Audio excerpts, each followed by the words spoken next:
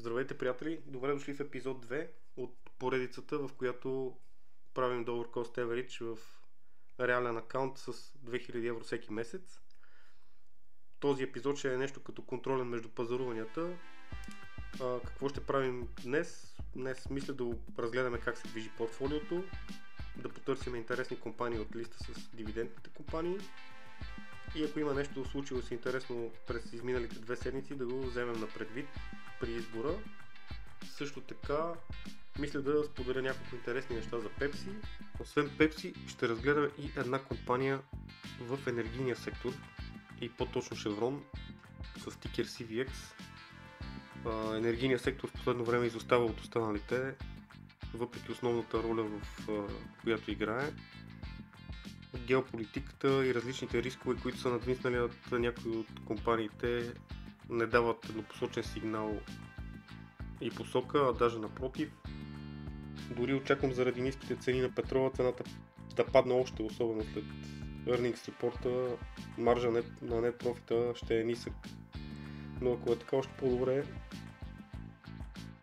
Другия месец ще има още по-добри възможности за покупки.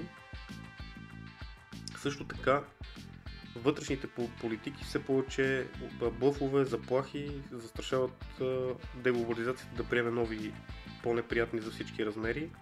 Виждате какво става в Венецуела, напрежението и с цяла Азия, мита и какви ли още не глупости. И това е причината да искам да имам и позиции в енергийния сектор. За целта на видеото ще използвам момента да ви покажа и софтуера, който използвам винаги, когато разцъквам компаниите. Това е StockLofy. Мисля, че е най-доброто, което може да намерите. Брутално много информация, новини, всякакви показатели, съотношения, статистики и най-важното калкулатори за намиране на справедлива цена. Всичко е както на английски, така и на български, и то за някакъв смешен абонамент, който също дава достъпи до едно доста приятно общество от инвеститори, с които обменяме идеи, опит, търсиме заедно добри възможности. Ако ви интересува, ще ви оставя един линк в описанието да влезете да разгледате. Но според мен лично по-комплексен и лесен за навигиране софтуер аз не съм намирал, а имам доста абонаменти. И така да се върнем към основната тема, Chevron. Така, CVX и веднага излиза Chevron. За компанията може да кажем, че е абсолютен гигант в сектора, добре позициониран, с основни направления добив, обработка, транспорт и широк спектър от петролни химични разработки. Мултинационален бизнес. Плановете на компанията в по-краткосрочен план и нещата, които всъщност нас ни интересуват като инвеститори, са увеличаване на производствената част, особено в САЩ, увеличаване и оптимизация на центъра в Индия, както и цялостна оптимизация на всички процеси с цел намаляване на разходите. Даже това мисля, че ще е основният фокус на компанията. Тя участва активно в проекти, директни сътрудничества с дата центровете за доставка на енергия, което е много добра позиция в момента. Има и чрез инвестиции в компании, в вложения в други компании за разработка на термоядрен синтез, което аз приветствам като част от портфолиото си, защото все още няма публични компании, които активно да се занимават с това. И тук виждате колко бързо се зарежда всичко и има абсолютно всяка една необходима информация за компанията, която ни интересува.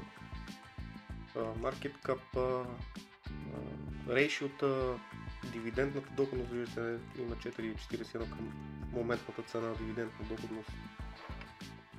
Рейнджове и нещото, което на мен най-много ми харесва, че още на първата страница веднага излизат едни от най-важните графики, както на годишна, така може да ги направим и на 3-месечна база. Оп. И така, нещото, което много ме интересува е дивидендната част. Виждате история от 2014 година. Тук може да увеличиме периода. Погледнете само за какъв период става въпрос, в който има непрекъснато увеличаване на дивидента. А то тук даже е изнесено като такова. 31 години увеличаване на дивидента. Годишен ръст с натрупване 7,8%. Много стабилна компания. Много.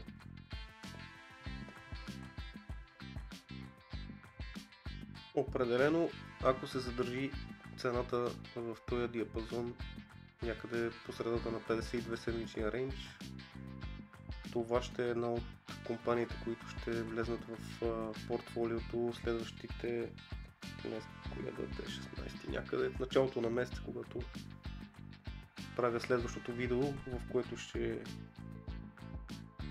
купя нещо. Със сигурност едната от компаниите ще е тази, ако не и само нея. И така. Сега да видим, исках да погледнем Pepsi как се движи.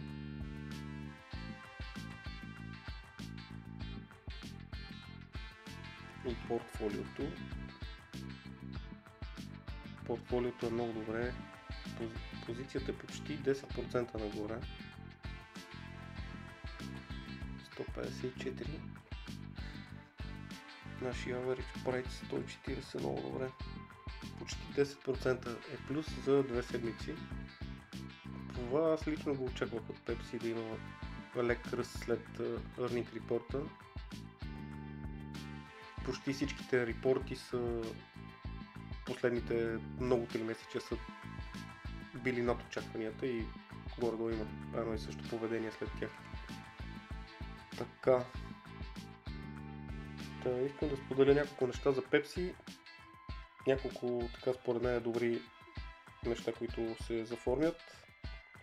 Едно от нещата, които ми прави добро впечатление е, че се предвиждат по-агресивни мерки за портфейлните движения и разходите, което означава някаква оптимизация на разходите, което според мен ще донесе допълнителни позитивни настроения в компанията и за дългосрочните инвеститори също.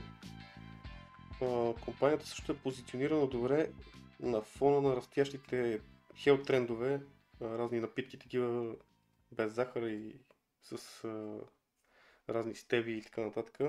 В този сегмент има доста продукти за всички тези потребители. Който е фен на марката, вероятно ги знае, аз лично не съм голям фен на марката. Също ми харесва и политиката в партньорството, която следя. Има партньорство с Boston Beer, която заедно брандират продукти, който минава обаче в мрежата на Boston Beer и се разширява достъпа до всички 50 щата по този начин. Като фокус е в лицензиране на марки, а не в собствена дистрибуция, което носи друг вид приход.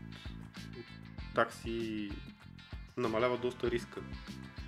При възможност ще увеличавам още позицията в компанията, разбира се. Цената сега отида малко нагоре, не знам дали следващия път една част ще отидат пак в Pepsi или в някоя друга компания, но със сигурност ще следим ситуацията. Просто исках да ги споделя тези неща с вас. И така, хора, мисля това да е за днес. Радвам се, че останахте до края. Разбира се, не използвайте нищо от казаното като съвет за покупка или продажба на финансови активи. Съдържанието е чисто информативно, правете винаги собствени анализи и успех в инвестирането и до следващия път.